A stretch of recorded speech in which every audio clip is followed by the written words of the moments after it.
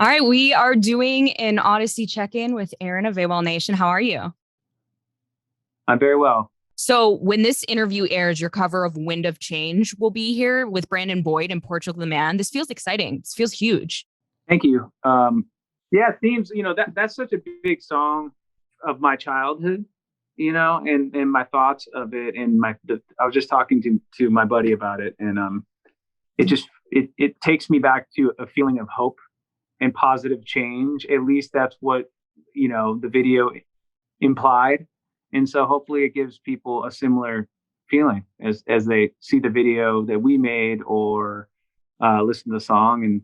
And to have kind of accidentally Brandon and John from Portugal on the same song with me is a weird happy accident, and I'm so thrilled to have them both because I think their voices sound very nice together, and it's a trip for sure.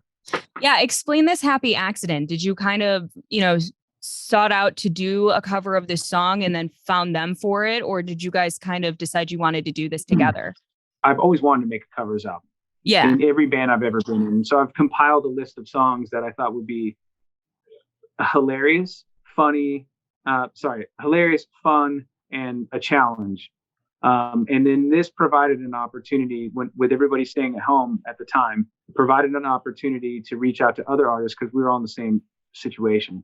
And everybody said yes. And with Wind of Change, two artists said no, but we don't have to get into that. With Wind of Change, I asked Portugal first because we had been kind of talking. Zach and I, the bass player, and I had been talking, and they said yes. But I knew they were finishing up their new record as well, so that's obvious. That obviously comes first place over joining my weird project, right? And they said yes, but I think they were kind of busy, so I thought maybe they wouldn't be able to do it. So I reached out to Brandon, who I've known forever. He said yes instantly, and gave me the vocals like a week later. He was on American Idol at the time, which is another crazy thing.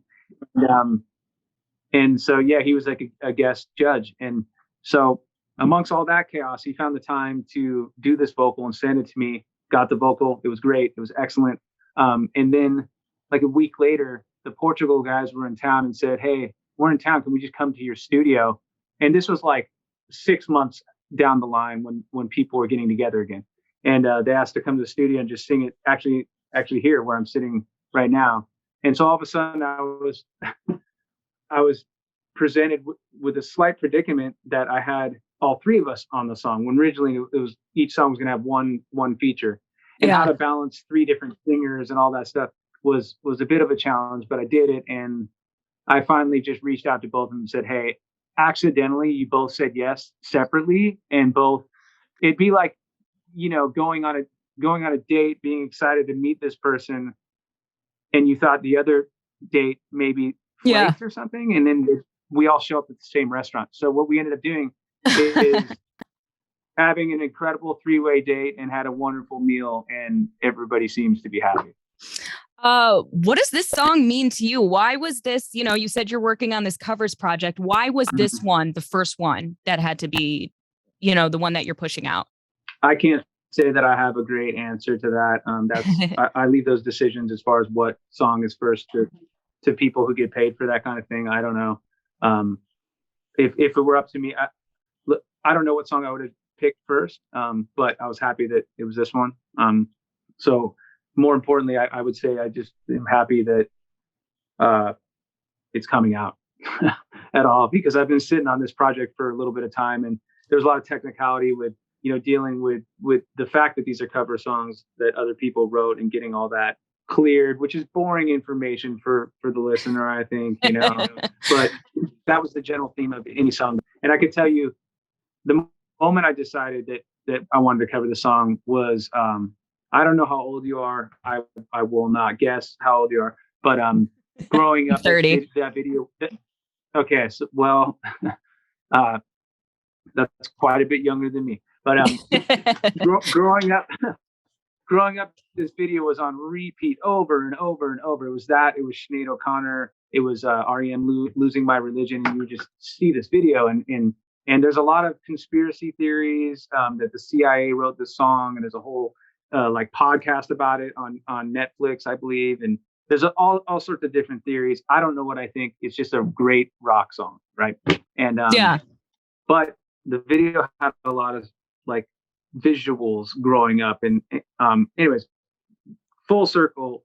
The last place I played in Europe before all hell broke loose was Russia, and for whatever reason, that song came on the radio, and we felt really homesick because we had been on tour for 2 months in Europe, and the last show was in Russia. It was kind of difficult by the way, the Russian fans were incredible. Everyone we met was amazing.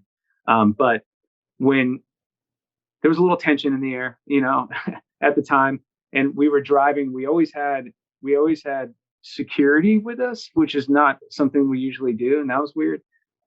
These weren't my decisions. I was just kind of in the van, right?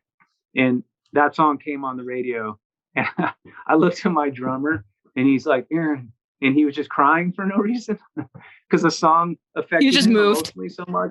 Yeah. He just moved. So I was like, we got to cover the song one day. So that planted the seed, and then to have Brandon and John is pretty mind blowing to me. So hopefully everybody else appreciates it and knows that we don't take ourselves so seriously. This is a very big, ambitious song. So I'm just glad I survived it. Well, does not taking yourself seriously kind of help? Because I was going to ask, do you feel like a certain amount of responsibility covering a song because you want to get it right and you don't want anybody to be like, oh, that's not living up to what it was? No, I don't feel any pressure because it's none of these songs are ever going to be as good as the originals. It was just a very lighthearted, fun thing to do to hopefully bring people together. And also there's less pressure on me because I didn't write the song. Yeah, so, that's true. Let's say you hate the song, take it up with the original writer. I mean, it's kind of like, when you're having a nice meal and someone, if you're having sushi and they recommend having a little slice of that ginger as a palate cleanser before you have the other fish, at least that's what they do traditionally. Yeah. I'd like to think that this covers album is that until the next AWOLNATION record. And it was just so much fun and, quite ridiculous. All right, this has been an Audacy check-in with Aaron of AWOLNATION. New song, Wind of Change, is here. Check out the song, check out the music video, and thank you so much for talking to us. Thank you so much, and tell Laszlo I said hello. And I will. Good to see you. Good to see you. Have a good one.